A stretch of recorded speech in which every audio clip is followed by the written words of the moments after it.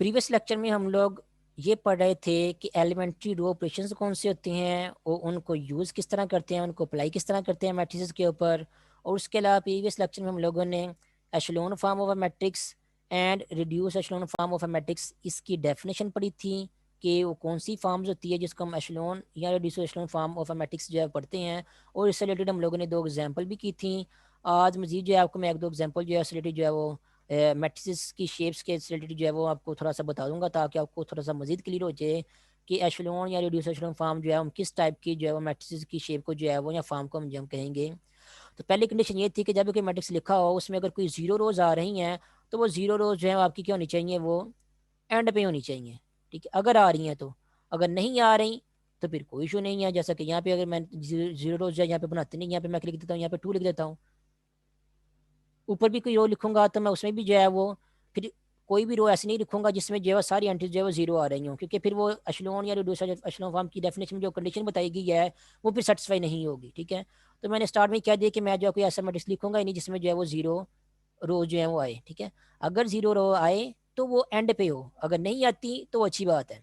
उसके बाद नेक्स्ट ये कंडीशन थी कि जितनी भी उस मैट्रिक्स में जो है वो नॉन जीरो रोज होंगी उसकी किसी भी आप रो को देखेंगे नॉन जीरो रो को, उसका जो पहला नॉन जीरो एलिमेंट होगा वो उससे पीछे आने वाली पीछे जो रो होगी उसके नॉन पहले नॉन जीरो एलिमेंट से आगे की तरफ ही होगा। फॉर एग्जांपल सबसे पहले मैं कोई एक रो लिखता हूँ यहाँ पे, लेट्स से 5 0 1 2।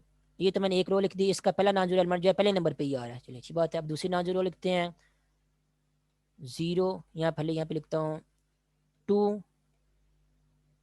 2 3 -5। अब ये थोड़ा सा गलती हो गई है। क्यों गलती हो गई है?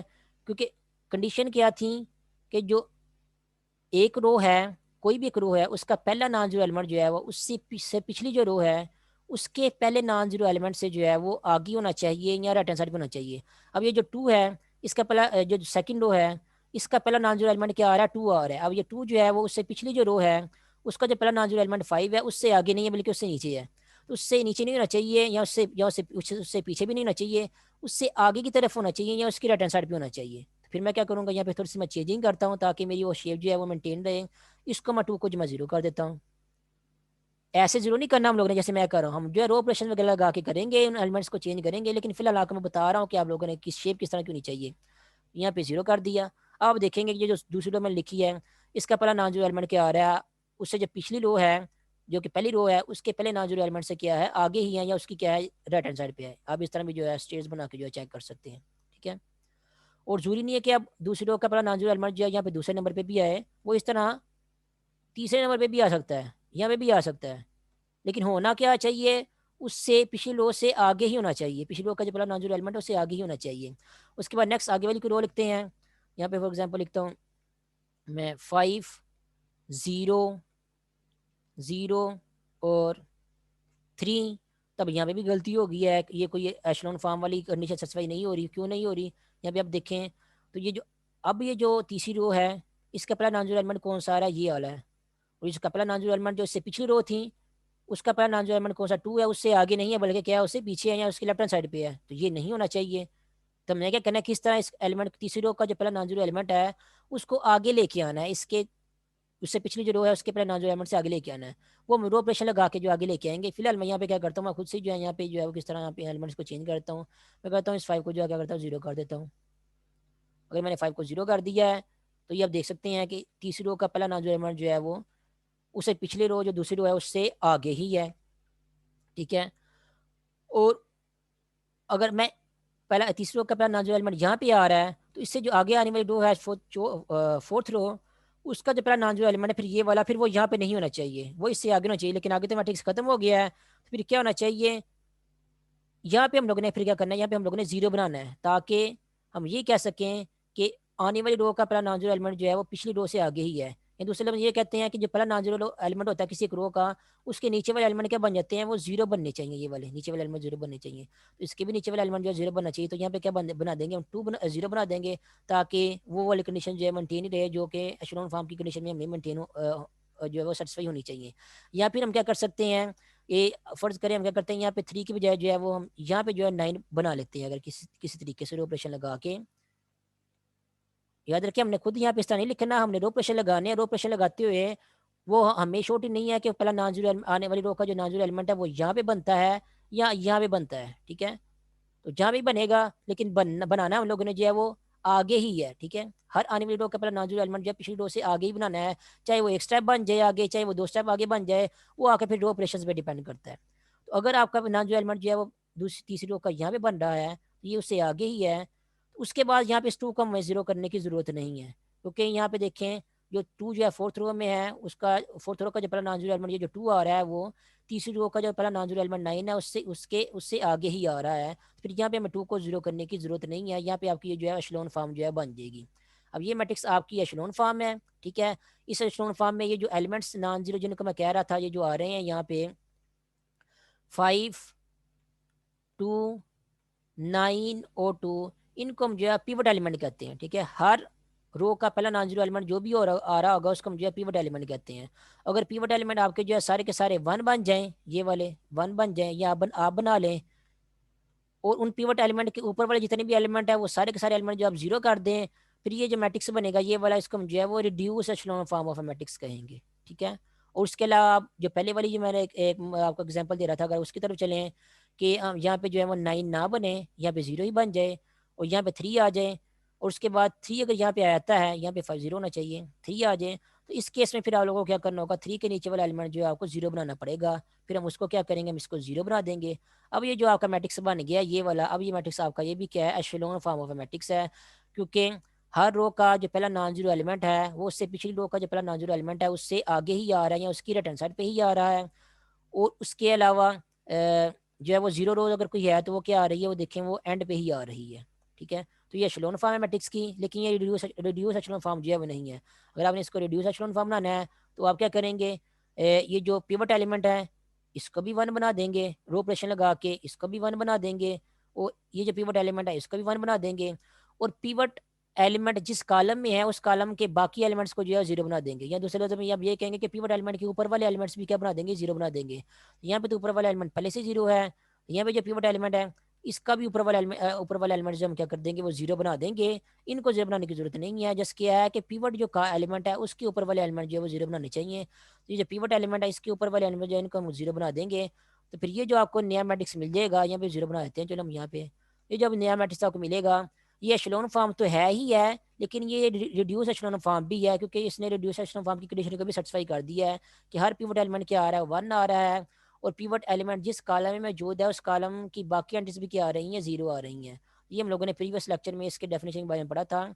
एन एशेलोन मैट्रिक्स के ऐसा एशेलोन मैट्रिक्स जिसका हर पिवट एलिमेंट क्या बन जाए, वो 1 बन जाए, and every other entry of the pivot column, pivot column किसको कहते हैं, जिस कॉलम में जो है वो आपका पिवट एलिमेंट आ रहा हो। यहाँ देखिए ये पिवट एलिमेंट है, ये पिवट एलिमेंट है और ये पिवट एलिमेंट है।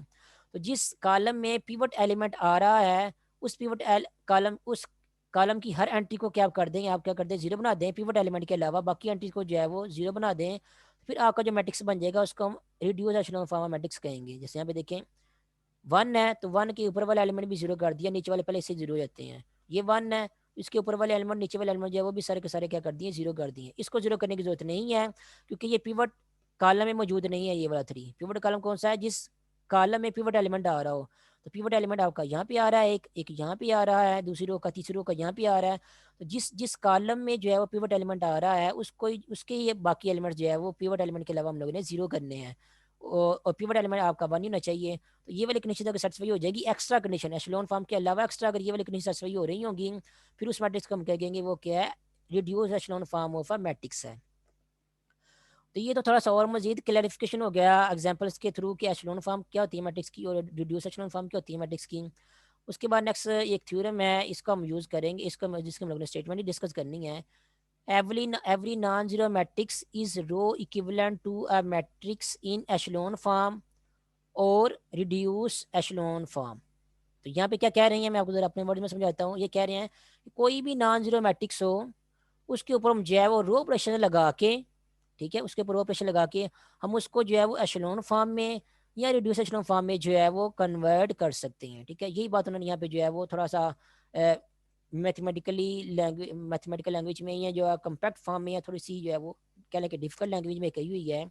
Every non zero matrix is row equivalent to. Row equivalent आपको पता ही है किसी मैट्रिक्स को हम तब कहते हैं जब वो रो ऑपरेशन लगाने के बाद हमें कोई मैट्रिक्स मिलता है, ठीक है। तो every non sorry zero matrix भी यहाँ पे इंक्लूड हो सकता है, ठीक है, क्योंकि एक बाज का जो है रो ऑपरेशन लगाने के बाद हमें जो है वो जीरो मैट्रिक्स जो है वो नहीं, सॉरी नॉन जीरो ही आएगा यहाँ पे। हाँ, every non zero matrix is row equivalent to a matrix in echelon form और रिड्यूस एशेलोन फॉर्म। कि किसी भी मैट्रिक्स के ऊपर हम जो है नॉन जीरो मैट्रिक्स के ऊपर हम जो है वो रो ऑपरेशन लगाने के बाद जो है वो उसको जो है हम ट्रांसफॉर्म करके एशेलोन फॉर्म या रिड्यूस एशेलोन फॉर्म में जो है वो चेंज कर सकते हैं। ये थ्योरम है, ये इसकी स्टेटमेंट है, हमने जैसे इसकी स्टेटमेंट ही करनी है, इसका प्रूफ जो है वो नहीं करना। प्रूफ में मैंने जो है बाकायदा प्रूफ करके बताया हुआ है कि कोई भी आपके पास नॉन जीरो मैट्रिक्स हो तो हम जो है वो उसके ऊपर रो ऑपरेशन लगा के बाकायदा जो है उसको एशेलोन फॉर्म या रिड्यूस एशेलोन फॉर्म में जो ट्रांसफॉर्म कर सकते हैं। प्रूफ थोड़ा सा डिफिकल्ट टाइप का है, ये आप लोगों के जो है वो सिलेबस से रिलेटेड जो है वो नहीं है, ये आपकी कोर्स से रिलेटेड जो नहीं है, इसलिए मैं इसको स्किप कर रहा हूँ। यहाँ पे एग्जाम्पल करते हैं। एग्जाम्पल में उन्होंने क्या किया हुआ है, एक मैट्रिक्स दिया हुआ है, उस मैट्रिक्स के ऊपर जो है वो रो ऑपरेशन लगाने के बाद वही बात जो थ्योरम में की स्टेटमेंट में कर रहे थे कि किसी मैट्रिक्स के ऊपर हम जो है वो रो ऑपरेशन लगाने के बाद उसको एशेलोन या रिड्यूस एशेलोन फॉर्म में ट्रांसफॉर्म कर सकते हैं, चेंज कर सकते हैं। वही बात उन्होंने यहाँ पे की हुई है कि इस मैट्रिक्स के ऊपर रो ऑपरेशन लगाने के बाद इसको उन्होंने क्या किया हुआ है, एशेलोन फॉर्म में जो ट्रांसफॉर्म किया हुआ है। अब जब मैंने आपको एग्जांपल्स बता रहा था लेक्चर के स्टार्ट में, तो खुद ही मैं अपनी तरफ मर्जी से जो है वो जीरो कर रहा था, किसी एलिमेंट को आगे पीछे जो है वो अपनी मर्जी से लिख रहा था जैसा हमें चाहिए था एशेलोन फॉर्म लाने के लिए। लेकिन एक्चुअली आप लोगों ने क्या करना है, एक्चुअली आप लोगों ने रो ऑपरेशन लगाने हैं, और रो ऑपरेशन लगाने के बाद आप लोगों ने जो है वो जो एंट्रीज में खुद से चेंज करा था, आप लोगों ने वो एंट्रीज खुद रो ऑपरेशन लगाने के बाद बनाने की कोशिश करनी है, ठीक है। तो ये इतना आसान नहीं है, लेकिन इतना मुश्किल भी नहीं है। अगर आपको समझ आ जाएगी आ जाएगी कि रो ऑपरेशन किस तरह लगाते हैं, जो कि मैंने आपको प्रीवियस मीटिंग में बताया था एग्जाम्पल के थ्रू, तो आप लोगों को बस ये आइडिया होना चाहिए कि एशेलोन फॉर्म होती कौन सी। अगर आपको ये पता है तो आपको ये भी पता चल जाएगा कि कौन कौन सी एंट्री को हम लोगों ने कहाँ पे लेके आना है नॉन जीरो एंट्री को, और कौन कौन सी एंट्री को जीरो बनाना है, तो फिर आपके लिए मुश्किल काम नहीं होगा। तो रो ऑपरेशन लगाते हैं इस मैट्रिक्स ए के ऊपर, इसको जो है एशेलोन फॉर्म में जो है ट्रांसफॉर्म करने की कोशिश करते हैं। तो अब रूल्स याद रखना, सबसे पहला रूल ये है कि आपने जिस मैट्रिक्स के ऊपर जो है वो रो ऑपरेशन लगाने हैं, कोशिश करें कि उस मैट्रिक्स की जो सबसे पहले वाली एंट्री है, पहली और पहली कॉलम वाली एंट्री है, उसको हम क्या करें, उसको हम जो है वन बनाएं। अब वन कैसे बनाएं, आपके पास तीन रो ऑपरेशन है, आप कोई सी भी दो रोज को चेंज करके इंटरचेंज करके यहाँ पे वन लेके आ सकते हैं। आप किसी भी रो को किसी नॉन जीरो आप रो को जो है वो नॉन जीरो नंबर के साथ मल्टीप्लाई करके भी जो है वो यहाँ पे वन लेके आ सकते हैं, अगर आप वन आ जाता है आपका इस तरह। या फिर आप क्या कर सकते हैं, किसी एक रो को किसी नॉन जीरो नंबर से मल्टीप्लाई करने के बाद किसी दूसरी रो में ऐड करके भी यहाँ पे जो है वो वन बना सकते हैं, जिस तरह आपको इजी लगता है। आप लोगों ने उस तरह तीन आपके पास रो ऑपरेशन हैं, उन तीनों ही रो ऑपरेशन में से जो रो ऑपरेशन आपको इजी लगेगा, आपको लगता है कि इस रो ऑपरेशन को यूज़ करके मेरा काम जो है आसानी से हो रहा है, तो आप उस रो ऑपरेशन को यूज़ करके जो आप लोगों ने जो है वो एलिमेंट्स बनाने हैं उस पोजीशन पे, जिस पोजीशन में आप लोगों को जो जो एलिमेंट्स चाहिए, जीरो चाहिए या नॉन जीरो एलिमेंट चाहिए या वन चाहिए, जो भी एलिमेंट आपको चाहिए आप लोगों ने रो ऑपरेशन लगा के बनाने हैं। तो मैट्रिक्स आपके पास ए है। सबसे पहला रूल याद रखना, हमने जब भी कोई मैट्रिक्स दिया गया होगा जिसके ऊपर आप लोगों ने रो प्रेशर लगाने, आपने उसकी जो ये वाली एंट्री है, आपने कोशिश करना है कि उसकी इस वाली एंट्री को जो है वन बना दे। वन बनाने का इस एंट्री को जो है वो आगे नेक्स्ट आने वाले रो प्रेशर में जो है बहुत फायदा होता है, ठीक है। इसलिए हम क्या करेंगे, कोशिश करेंगे यहाँ पे वन बने। अब वन कैसे बनेगा, या तो हम ये कर सकते हैं, नोट करें कि आपकी जो तीसरी रो है इसका ये वाला पहला एलिमेंट जो है वन आ रहा है, ठीक है। तो या तो हम ये कर सकते हैं कि जो तीसरी रो है इसको हम क्या करें, इसको जो जो पहली रो है इसके साथ क्या कर दें, इंटरचेंज कर दें। अगर तीसरी रो को पहली रो के साथ इंटरचेंज करेंगे, तीसरी रो क्या होगी, वो पहले नंबर पे आ जाएगी। जब तीसरी रो पहले नंबर पे आ जाएगी तो उसका ये वाला वन जो है वो फिर क्या आ जाएगा, वो यहाँ पे आ जाएगा। तो रोज को इंटरचेंज करने के बाद आपका वन जो है यहाँ पे बन जाएगा। तो ये वाला ऑपरेशन भी लगा सकते हैं। उसके अलावा आप ये भी कर सकते हैं कि जो पहली रो है ये वाली ए की, इसको आप जो है वो 1/6 के साथ मल्टीप्लाई कर दें, यानी कि R1 को 1/6 के साथ मल्टीप्लाई कर दें। जब R1 को 1/6 के साथ मल्टीप्लाई करेंगे तो ये जब 1/6 से मल्टीप्लाई होगा तो यहाँ पे वन आ जाएगा, यहाँ पे वन आ जाएगा। और ये वाला 3 जब 1/6 से मल्टीप्लाई होगा तो यहाँ पे क्या आ जाएगा, आपके पास 1/2 आ जाएगा। और ये वाला -4 जब 1/6 से मल्टीप्लाई होगा तो यहाँ पे आ जाएगा, क्या आ जाएगा आपके पास, यहाँ पे आ जाएगा आपके पास -2/3 आ जाएगा। तो इस तरह भी आप देखें आपका यहाँ पे वन बन गया है। अब मैंने आपको कहा था ऑपरेशन जो है आप एक तीन ऑपरेशन ऑपरेशन आपके पास दो ऑपरेशन है, आप अपनी मर्जी से जो है कोई से वाला भी ऑपरेशन यूज़ कर सकती हैं, लेकिन आप लोगों ने वो वाला ऑपरेशन यूज़ करना है जो आपको आसान लगे यूज़ करने में, जिससे आपके एलिमेंट्स जो है वो ज़्यादा मुश्किल ना बन रहे हों। तो अब देखिए मैंने दो ऑपरेशन लगाए हैं, एक ऑपरेशन तो उन्होंने खुद ही लगाया हुआ ना, तो कि R1 और R3 को इंटरचेंज करके यहाँ पे जो है उन्होंने वन लेके आ गए हैं। और दूसरा रो ऑपरेशन एक मैंने खुद से आप लोगों को यहाँ लगा के बताया कि जो R1 थी मैट्रिक्स ए की पहली रो थी, उसको मैंने क्या किया, 1/6 के साथ मल्टीप्लाई कर दिया, तभी मेरा यहाँ पे क्या बन गया, 1 बन गया है। अब इन दोनों ऑपरेशन को देखो, दोनों ऑपरेशन में यहाँ पे 1 तो बन रहा है, लेकिन मुश्किल कौन सा लग रहा है या किस में एलिमेंट जो डिफिकल्ट टाइप के आ रहे हैं जो आपको नेक्स्ट आने वाले ऑपरेशन के केस में जो प्रॉब्लम क्रिएट कर सकते हैं आपके लिए, वो दूसरा ऑपरेशन है जो मैंने यूज़ किया है यहाँ पे। ये मुश्किल क्यों है या ये आपके लिए डिफिकल्टी क्यों क्रिएट करेगा, क्योंकि अब नोट करें कि मैंने जब 1/6 के साथ मल्टीप्लाई किया है पहली रो को, 1 तो हमारा बन गया यहाँ पे जो मुझे चाहिए था, लेकिन जो बाकी एंट्रीज हैं वो देखिए वो फ्रैक्शन में आ गई हैं, बटे में आ गई हैं। तब जब वो बटे वाली एंट्रीज नेक्स्ट आगे वाले आने वाले कह लें कि रो ऑपरेशंस में जब इन्वॉल्व होगी बटे वाली एंट्रीज, फिर आपको जो है बटे वाली एंट्रीज के साथ जो है डील करना आपके लिए मुश्किल होगा, उनको ऐड करना, उनके साथ किसी नंबर को मल्टीप्लाई करना, ठीक है, उनको सब्ट्रैक्ट करना, वो आपके लिए फिर आने वाले जो ऑपरेशन होंगे उनके लिए आपके लिए मुश्किल होता जाएगा। तो आप लोगों ने कोशिश करनी है कि आप वो वाला ऑपरेशन यूज़ करें जिसको यूज़ करते हुए आपकी जो फ्रैक्शन वाली एंट्रीज हैं वो कम से कम आए, मुश्किल एंट्रीज हैं वो कम से कम आए, या वो वाला ऑपरेशन यूज़ करें जो आपके लिए लगाना आसान हो। ठीक है, तो ये दो ऑपरेशन मैंने यहाँ पे लगाए हैं जिस दोनों के जरिए 1 बन गया है, लेकिन कौन सा ऑपरेशन फिलहाल मेरे लिए हमारे लिए लगाना आसान था, वो ये था कि हम जस्ट क्या करें, तीसरी रो और पहली रो, इन दोनों रोज को क्या कर दें, हम आपस में इंटरचेंज कर दें। जब इन दोनों रोज को हम आपस में इंटरचेंज करेंगे तो जो पहला जो मैंने आपको बताया था कि मैं यहाँ पे 1 चाहिए पहले नंबर पे, वो क्या 1 आपका इंटरचेंज करने के बाद यहाँ पे जो है बन जाएगा। तब नोट करिए यहाँ पे क्या है, ये मैट्रिक्स ए है, इस मैट्रिक्स ए की जो है वो पहली और तीसरी रो को इंटरचेंज किया उन्होंने, कैसे लिखा हुआ है, बाय R13। इसका मतलब क्या है कि क्या किया है, पहली और तीसरी रो को जो है वो इंटरचेंज किया है। ये वाला मैट्रिक्स जो आपको मिला है ये आपको कैसे मिला है, पहली और तीसरी रो को जो इंटरचेंज किया है, इससे पीछे जो मैट्रिक्स लिखा हुआ था उसकी पहली और तीसरी रो को जो इंटरचेंज किया है। तीसरी रो क्या थी मैट्रिक्स ए की, 1 2 -5, ये पहले नंबर पे आ गई। और पहली रो क्या थी, 6 3 -4, ये क्या आ गई, ये तीसरे नंबर पे आ गई। तो ये क्या कर दिया है, पहली और तीसरी रो को इंटरचेंज कर दिया है। और जो मैं आपको कह रहा था कि मैं यहाँ पे जो है 1 बनाना था वो यहाँ पे 1 बन गया। याद रखना, फिर से मैं रिपीट कर दूं, जब भी कोई रो ऑपरेशन वाला क्वेश्चन आप लोगों ने करना है, आपने सबसे पहले ये कोशिश करनी है कि उसकी जो ये वाली एंट्री है, इस पोजिशन वाली एंट्री, वो वाले किसी तरीके से आप लोगों ने 1 बनानी है। चाहे आप रो ऑपरेशन वाला पहला ऑपरेशन रो ऑपरेशन यूज करें, चाहे दूसरा ऑपरेशन यूज करें, चाहे तीसरा ऑपरेशन यूज करें, आप लोगों ने यहाँ पे सबसे पहले 1 बनाना है। 1 बन गया। अब उसके बाद क्योंकि हम लोगों ने एशलोन फॉर्म बनानी है, एशलोन फॉर्म में आपको पता था, मैंने आपको बताया था कि हर आने वाली रो का पहला नॉन जीरो एलिमेंट जो है वो उस जो पिछली रो है उससे आगे ही होना चाहिए। अब पहला नॉन जीरो एलिमेंट तो यहाँ पे 1 बन रहा है। ठीक है, अब जो अगली अगली आने वाली रो है उसका पहला नॉन जीरो एलिमेंट जो है वो क्या होना चाहिए, यहाँ तो यहाँ पे होना चाहिए या यहाँ पे होना चाहिए, ताकि वो पिछली रो से क्या हो, पिछली रो के पहले नॉन जीरो एलिमेंट से आगे ही हो। अब यहाँ पे बनाने के लिए नॉन जीरो एलिमेंट, पहला नॉन जीरो एलिमेंट या यहाँ पे बनाने के लिए हमें क्या करना होगा, हमें इसको जीरो करना पड़ेगा। ठीक है, अगर हम इसको जीरो करेंगे तो ऑटोमेटिकली क्या होगा, जो आने अगला एलिमेंट होगा वो चाहे जीरो हो या नॉन जीरो, वो क्या होगा, पहला नॉन जीरो एलिमेंट जो है वो आगे ही कहीं ना बनेगा, या तो यहाँ, अगर यहाँ पे बनता है या यहाँ बनता है, जहाँ कहीं बनेगा। अगर हम लोगों ने इसको जीरो कर दिया तो जहाँ ही बनेगा वो पिछली रो से आगे ही बन जाएगा। इसलिए क्या होगा, हमारा नेक्स्ट जो है वो कह लें कि वो क्या होगा, कह लें कि स्टेप क्या होगा, हमें क्या करना है, हमें इसको जो है वो जीरो बनाना है। ठीक है, उसके अलावा अगर आप एक और बार नोट करें तो एशलोन फॉर्म में क्या होता है कि ये जो पहला नॉन जीरो एलिमेंट है इसके नीचे वाले सारे के सारे एलिमेंट ही एक्चुअली जो है वो क्या होते हैं, जीरो होते हैं। ठीक है, हमने तो क्या बनाना है, हमने इसको जीरो बनाना है, लेकिन एक्चुअली क्या होता है, एक्चुअली नीचे वाले सारे के सारे एलिमेंट ही जीरो होते हैं, क्योंकि जब तीसरी रो की बारी आएगी उसका ही पहला नॉन जीरो एलिमेंट जो है वो दूसरी रो से आगे जब होना होना है, तो उसके लिए भी हमें जो है वो उसके पीछे वाले एलिमेंट को जीरो करना पड़ता है। तो हम क्या करते हैं, डायरेक्टली यहाँ पे जो है वो जो ये एलिमेंट हम लोगों ने 1 बना लिया है, इसको यूज करते हुए हम इसके जो नीचे वाले एलिमेंट है उनको डायरेक्टली जो हम यहाँ पे क्या करेंगे, जीरो बनाएंगे हम। ठीक है, -4 को तो जीरो बनाना ही बनाना है हम लोगों ने। हम क्या करेंगे, उससे जो नीचे वाला एलिमेंट है उसको भी हम क्या करेंगे, जीरो बनाएंगे, ताकि हमारा काम जो है मजीद एशलोन फॉर्म बनाने के लिए वो आसान हो जाए। अब नेक्स्ट अब ये है कि हमने इनको जीरो कैसे बनाना है। अब देखो यहाँ पे क्या लिखा हुआ है, -4 को जीरो बनाना है।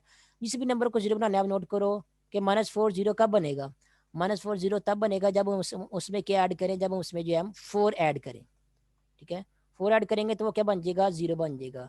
अब 4 हम खुद से तो ऐड नहीं कर सकते, क्योंकि हम लोगों ने जो रो ऑपरेशन पढ़े हुए हैं उनमें ये वाला कोई ऑपरेशन नहीं था कि हम कोई कोई नंबर जो है अपनी मर्जी से ऐड कर दे किसी रो में। ठीक है, तो कोई नंबर तो ऐड नहीं कर सकते, लेकिन हम लोगों ने ये वाला तीसरा रो ऑपरेशन पढ़ा था कि किसी एक रो को किसी नंबर से मल्टीप्लाई करने के बाद उसको हम जो है वो दूसरी रो में जो है ऐड कर सकते हैं। तो हम क्या करेंगे, ये जो पहली रो है इसको हम क्या करेंगे, 4 से मल्टीप्लाई करेंगे। 4 से मल्टीप्लाई करने का क्या फायदा होगा, ये जो 1 है इसके साथ भी 4 मल्टीप्लाई होगा और हमें जो है वो 4 मिल जाएगा, जिसको हम लोगों ने यहाँ पे ऐड करना था -4 में। तो 4 से मल्टीप्लाई करेंगे तो पहली रो को क्या मिलेगा आपको, या आपको 4 मिलेगा, 8 मिलेगा और -20 मिलेगा। ठीक हो गई। आपने क्या कर दिया, पहली रो को 4 से मल्टीप्लाई कर दिया है। इसको 4 से मल्टीप्लाई करने के बाद आप क्या करें, ये जो दूसरी रो है इसमें ऐड कर दें। इसमें ऐड करेंगे तो आपको क्या फ़ायदा होगा, ये जो 4 है ये वाला जो कि यहाँ से बना है, ये वाला 4 जो है इस 4 में ऐड होगा और आपका एलिमेंट यहाँ पे क्या बन जाएगा, 0 बन जाएगा, जो कि हमने बनाना था। ठीक है, तो कैसे पता चला, हमने 4 के साथ मल्टीप्लाई करना है, -4 था, -4 को 0 बनाना था, हमने क्या करना था, -4 में 4 ऐड करना था। हमने क्या किया, यहाँ पे जो 1 है, इस 1 वाली रो को हमने क्या किया है, 4 के साथ मल्टीप्लाई किया, तो यहाँ पे 4 बन गया है। अब जब इस पूरी की पूरी रो को हम क्या करेंगे, इस दूसरी रो में ऐड करेंगे, तो हमें क्या मिल जाएगा, हमें 0 जो है वो मिल जाएगा। तो नेक्स्ट फिर ऑपरेशन आप लोगों ने क्या करना है, R1 को 4 के साथ मल्टीप्लाई करना है, जो कि हम लोगों ने यहाँ पे कर दिया है, और 4 के साथ मल्टीप्लाई करने के बाद उसको क्या करेंगे, R2 में ऐड कर देंगे। जब R2 में ऐड करेंगे तो देखते हैं कि हमारे पास जो है आंसर क्या आता है इन दी एंड।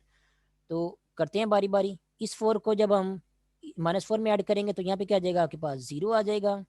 और 8 को जब हम 1 में ऐड करेंगे तो यहाँ पे क्या आ जाएगा, आपके पास 9 आ जाएगा। और -20 में जब हम -6 ऐड करेंगे तो ये बन जाएगा आपके पास -26। तो ये वाला काम यहाँ पे 0 बनने वाला काम हो गया। उसके बाद नेक्स्ट मैंने आपको ये भी कहा था कि हमने क्या करना है, हमने 6 को भी 0 बनाना है। तो 6 को 0 कब बनाएंगे, जब 6 में आप क्या करेंगे, -6 ऐड करेंगे। तो आप क्या करोगे, ये जो -6 आपको यहाँ पे नंबर मिला है ये वाला, आप क्या करो, ये जो पहली रो है R1 उसको क्या करो, -6 के साथ मल्टीप्लाई कर दो। ठीक है, वो रफ पे आप लोगों ने ये वाला काम जो है रफ पे करना है ये वाला। तो पहली रो है उसको आप क्या करो, -6 के साथ मल्टीप्लाई कर दो। तो क्या मिलेगा आपको, -6 और -12 और यहाँ पे -5 है, तो ये बन जाएगा -30। ये हमने क्या कर दिया है, पहली रो को आप लोगों ने -6 के साथ जो है वो मल्टीप्लाई कर दिया है। ठीक है, अब इसको आप लोगों ने क्या करना है, इसको आप लोगों ने क्या कर देना है, ऐड करना है, R3 में ऐड कर देना है। ठीक है, R3 में ऐड करेंगे तो क्या फायदा होगा कि R3 में जो +6 आ रहा है वो इस -6 के साथ जो है वो लिंक करेगा या ऐड होगा, तो आपका आंसर यहाँ पे 0 आ जाएगा, माइनस इस 6 की जगह जो कि हम लोगों ने बनाना था। ठीक है, तो खुद से नहीं बना रहे, रो ऑपरेशन लगाने के बाद जो है यहाँ बना रहे हैं हम लोग।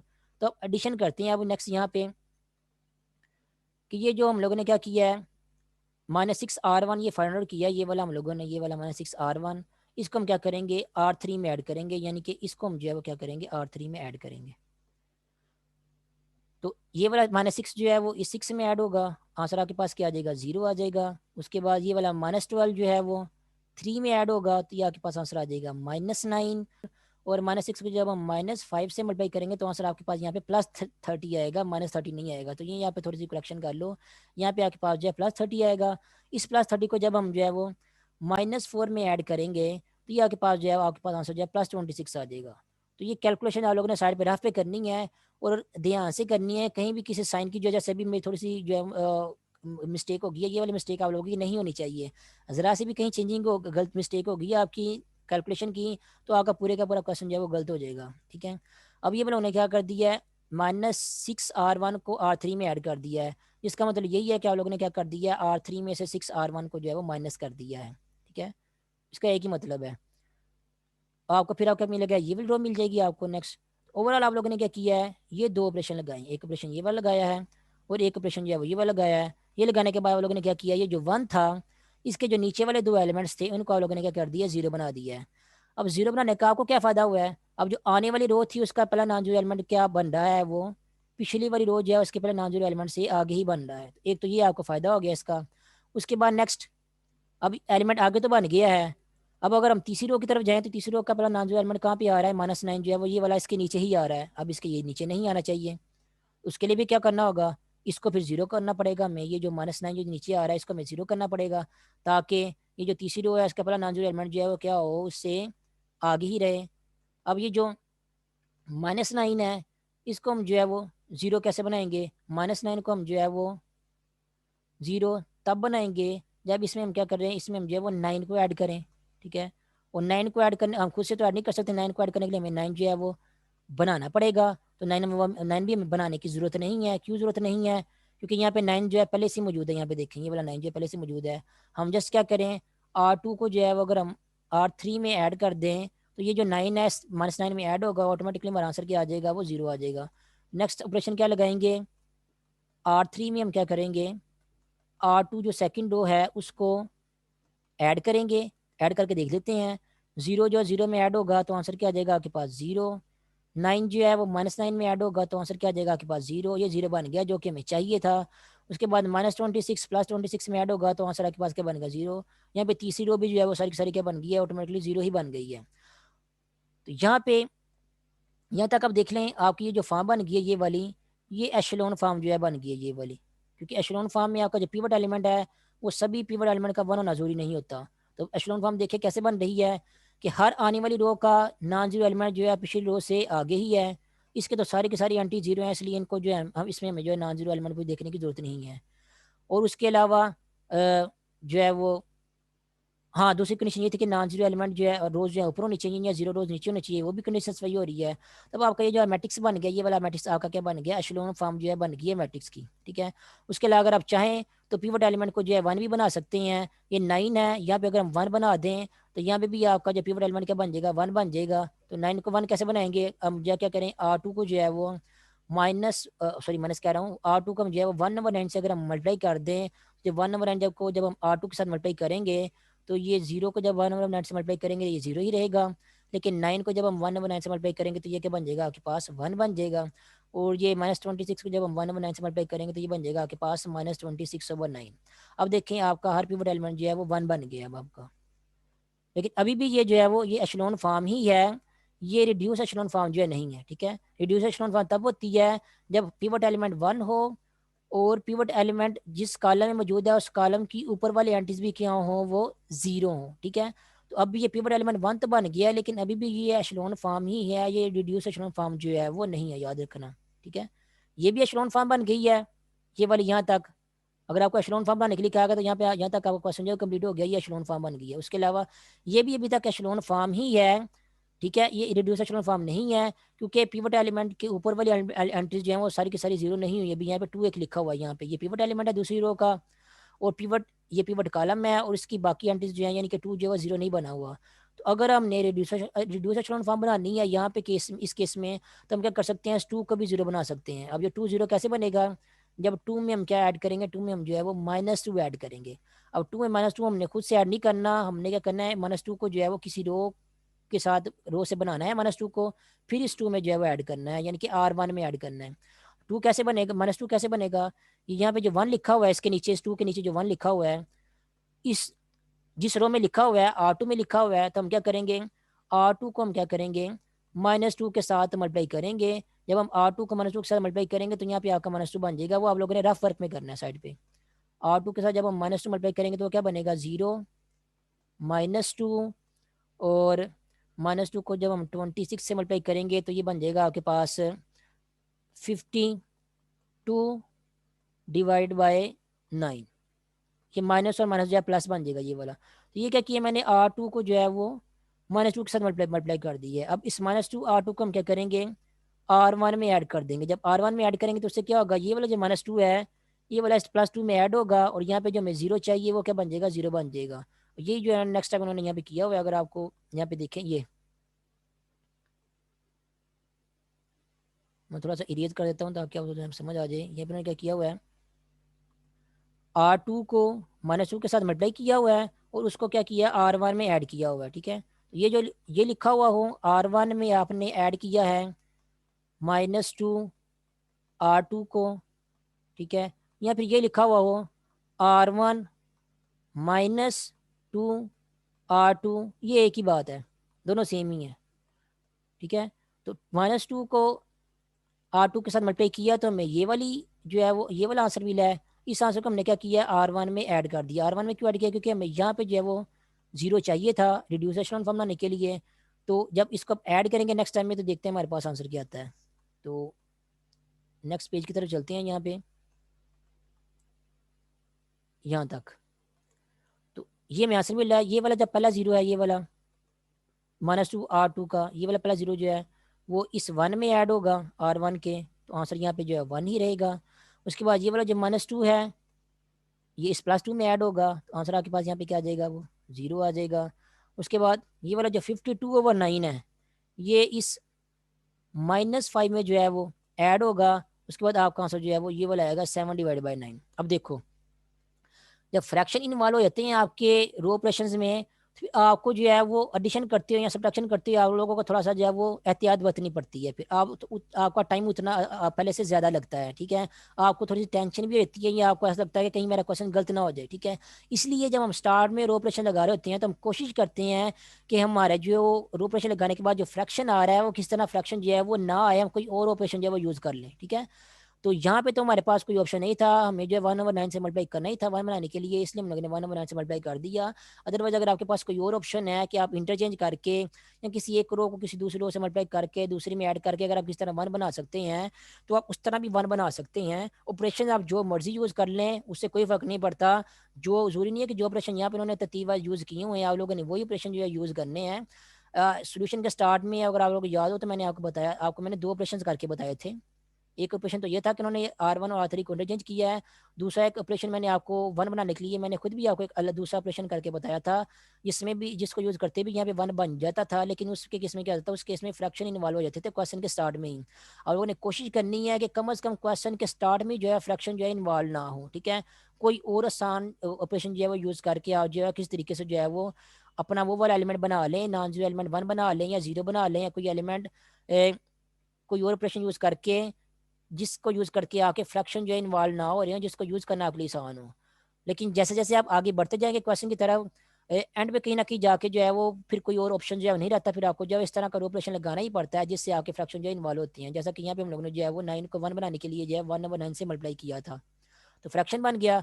अब जब नेक्स्ट आ गया अगला कोई ऑपरेशन लगाना पड़ा तो हमें फिर क्या करना होगा, हमें फ्रैक्शन के साथ फिर डील करना पड़ता है। फ्रैक्शन के साथ जो है कैलकुलेशन वगैरह करनी पड़ती है। वो फिर थोड़ा-सा जो है टाइम टेकिंग होता है। लेकिन जब कोई और ऑप्शन ना हो तो फिर हमें जो है वो फिर वो करना ही पड़ता है। तो यहाँ पे नेक्स्ट हम क्या करना था, 52/9 को ऐड करेंगे -5 में एलसीएम लेके जब ऐड करेंगे तो आपका आंसर क्या आ जाएगा, यहाँ पे 7/9 आ जाएगा। अब ये जो आप लोगों ने ऑपरेशन लगाया, ऑपरेशन लगाने के बाद देखिए आपके मैट्रिक्स की फॉर्म क्या बन गई है। इस पहली रो का पहला नॉन जीरो एलिमेंट जो है वो ये वाला है और 1 भी है। उससे आने वाली रो का पहला नॉन जीरो एलिमेंट जो है वो पिछली रो से क्या है वो आगे ही है। उसके बाद नेक्स्ट जो आने वाली रो है उसका कोई नॉन जीरो एलिमेंट है ही नहीं, तो वो बात यहाँ पे जो है वो खत्म होगी। और उसके अलावा हर पिवट एलिमेंट क्या है वो 1 है, ठीक है। और उसके अलावा पिवट एलिमेंट जिस भी कॉलम में मौजूद है उस कॉलम की बाकी सारी एंट्रीज क्या हैं वो 0 हैं। पिवट एलिमेंट है इसकी बाकी एंट्रीज क्या हैं 0 हैं। ये पिवट एलिमेंट है इसकी बाकी एलिमेंट्स के एंट्रीज क्या हैं वो 0 हैं। इन एंट्रीज को 0 करने की जरूरत नहीं है रिड्यूस एशेलॉन फॉर्म के केस में। किन एंट्रीज को 0 करना है, जिस कॉलम में पिवट एलिमेंट मौजूद है उस कॉलम की आप लोगों ने बाकी एंट्रीज जो है 0 कर देनी है। पिवट एलिमेंट एलिमेंट जो है आपका वो 1 होना चाहिए। तो फिर आपका इन द एंड जो मैट्रिक्स बन जाएगा वो क्या बन जाएगा, वो रिड्यूस एशेलॉन फॉर्म जो बन जाएगी। अब ये वाली फॉर्म जो है ये रिड्यूस एशेलॉन फॉर्म है, इसको हम एशेलॉन फॉर्म भी कह सकते हैं। लेकिन अगर रिड्यूस एशेलॉन फॉर्म करना जो ज़्यादा बेहतर है, क्योंकि जो भी रिड्यूस एशेलॉन फॉर्म है मैट्रिक्स वो एशेलॉन फॉर्म होता ही होता है, ठीक है। लेकिन अगर कोई एशेलॉन फॉर्म है तो वो रिड्यूस है या नहीं वो फिर आप लोगों को चेक करना पड़ता है, ठीक है। जैसे कि अब ये फला जो है वो ये एशेलॉन फॉर्म बन गई है मैट्रिक्स की, लेकिन ये रिड्यूस एशेलॉन फॉर्म जो है नहीं है। ये भी एशेलॉन फॉर्म बन गई है ये, लेकिन ये रिड्यूस एशेलॉन फॉर्म जो है वो नहीं है, ठीक है।